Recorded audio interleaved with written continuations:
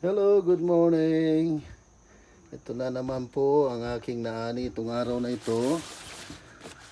Isang katutak na gabi. Dahon, ayan. Matapos linisan yan, isasangkot siya, ilalagay sa ziplock para sa winter time. Meron kami kung gusto namin magluto ng laing. Ayan, may mailuluto.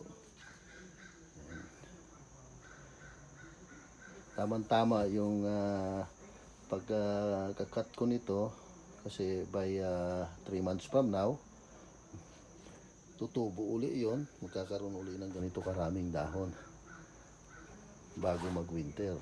So yan, yan ang buhay namin dito sa Amerika, simpleng buhay. Thank you.